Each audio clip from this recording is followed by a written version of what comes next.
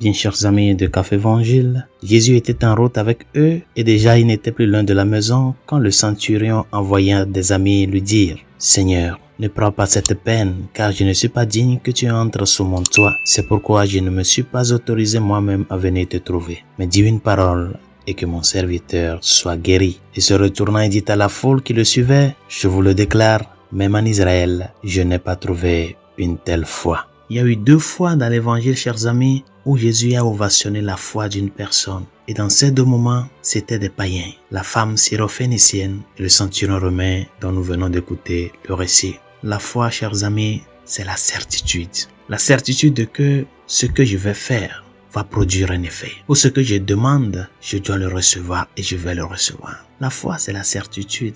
La foi n'admet pas un doute muet.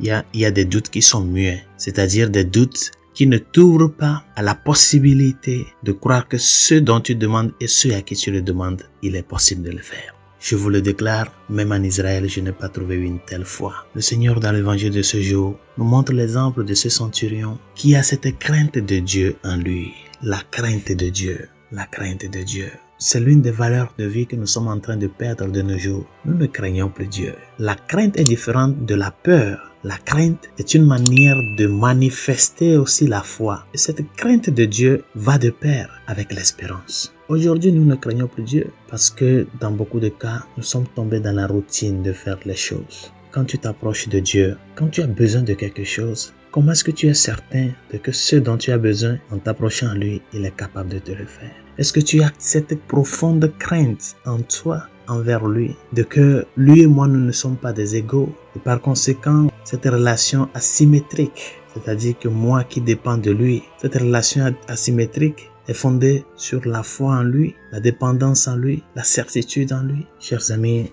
Dieu n'est pas une pondeuse de miracles. C'est très important de ne pas oublier. La relation avec Dieu requiert la foi en lui. Non pas une foi en les miracles qu'il fait, mais la foi en la personne qui peut et qui a la capacité de produire des miracles. Demandons-lui de nous aider à ce que notre relation avec lui soit une relation personnelle, que cette relation croît au jour le jour, afin que même si nous ne sommes pas devant lui, ce que nous nourrissons dans nos cœurs, ce que nous désirons au fond, que cette crainte qui nous ouvre la porte à l'espérance nous amène à porter haut le témoignage chrétien de par notre vie quotidienne. Bonne journée, Dieu vous bénisse.